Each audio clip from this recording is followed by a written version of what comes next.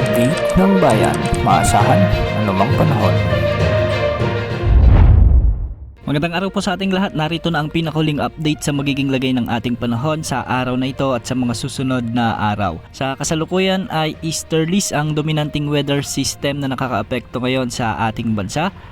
Malinis rin ang labas at loob ng ating area of responsibility sa banta ng mga LPA o bagyo na posibleng pumasok sa ating area of responsibility sa susunod na 2 araw. Sa ngayon ay mga thunderstorms ang nagdadala ng mga pag-ulan sa maraming lugar sa bansa. Sa Pangasinan may mga pag-ulan din dulot ng thunderstorm sa La Union, sa Ilocos Sur, sa bahagi ng Zambales, sa Bataan, sa may Pampanga, Bulacan, Tarlac, sa ilang bahagi ng Nueva Ecija, sa silangang bahagi ng Nueva Vizcaya, at ang malaking bahagi naman ng Metro Manila ay nakakaranas ng maulap na papawirin na may mga kasamang pag-ulan. Quezon Province ang nakakaranas ngayon lalo na sa bahagi ng Polillo Islands ng medyo malalakas na pag-ulan dulot ng thunderstorms.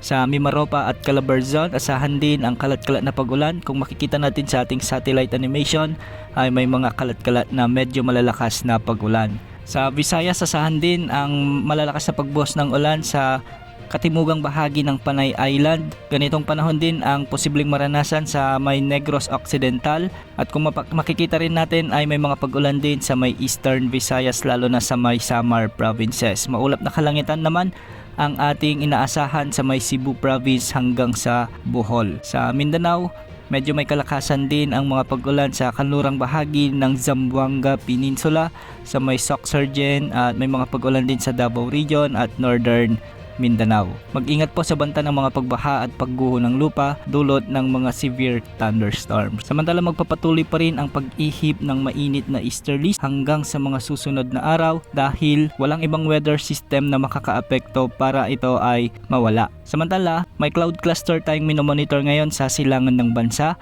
at base sa mga pagtataya ay posible itong lumakas bilang LPA sa mga susunod na araw. Sa araw ng Miyerkules o Huwebes ay inaasahang makakapasok ito sa ating area of responsibility, at ayon naman sa latest tropical cyclone threat potential forecast ng Pag-asa ay mataas na ang tsansa ng pamumuo ng bagyo sa susunod na 3 hanggang 5 araw. Kung makikita natin dito sa ating wind map o wind animation ay posible ngang may mabuong bagyo sa silangan ng bansa at unti-unti itong lalapit sa may Northern Luzon. Sa ngayon, base sa ipinapakita ng mga wind models ay lalapit o di naman ay tatama o maglalandfall ito sa bahagi ng extreme Northern Luzon bilang isang mahinang bagyo o tropical depression.